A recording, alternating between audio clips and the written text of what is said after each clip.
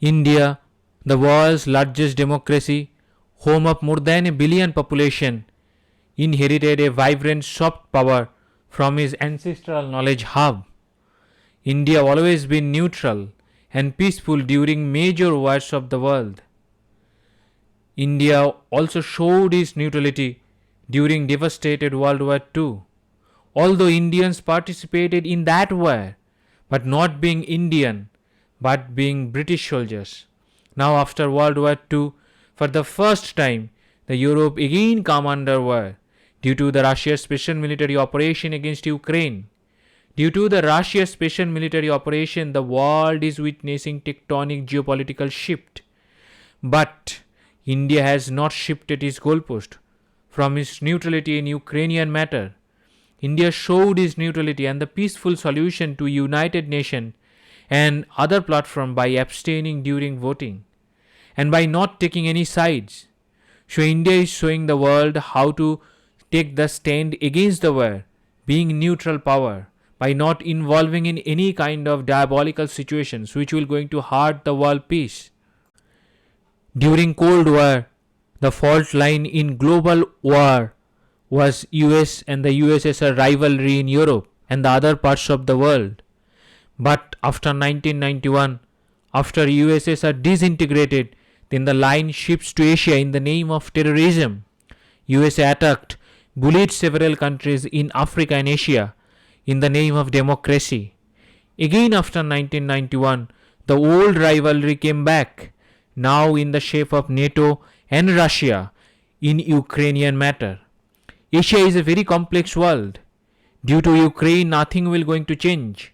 The war will not going to change the fundamental geopolitical dynamic in Asia unless USA become very distracted from its Indo-Pacific policy.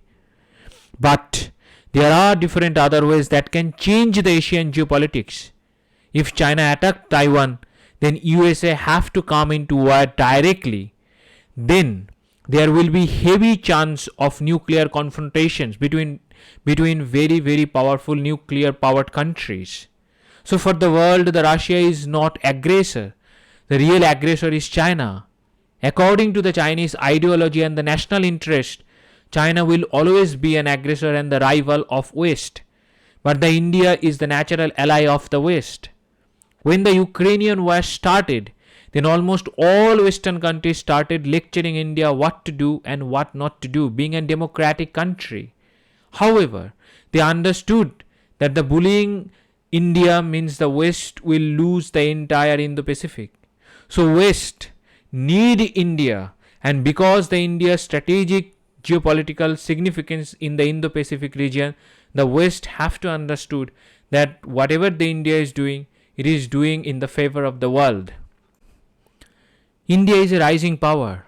After Ukrainian debacle, the India's neutral position against European mess always stands as neutrality.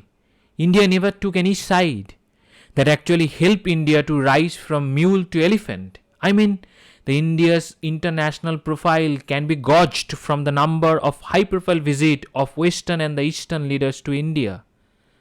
The India has been visited by Japanese Prime Minister Fumio Kishida, British Prime Minister Boris Johnson, British Foreign Secretary Liz Truss, the Chinese FM Wang Yi, Russian Foreign Minister Sergei Lavrov, US Deputy NSA Dilip Singh, and the various others. Besides, India and USA conducted high-level 2+2 meeting among their defense and the foreign counterparts in Washington DC. In that meeting, so many things was discussed, including Ukraine. India also got invitation from Germany to join G7. Alongside, the India's also got the invitation from Indonesia to join the G20 summit. Recently, the Indian Prime Minister Narendra Modi visited 3 European powers, Denmark, Germany and France. The Prime Minister also attended the India-Nordic Summit in Copenhagen. The Prime Minister Narendra Modi also stopped by to congratulate the newly elected French President Emmanuel Macron to win its second term as an president. So in this fluid situation, India is doing business with both USA, Europe and Russia. Now the question is, How India became soft neutral power.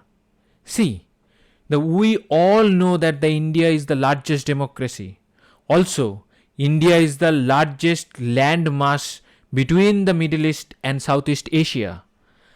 Hence, the India's strategic importance is magnanimous for the West to contain the Indo-Pacific region from Chinese hold.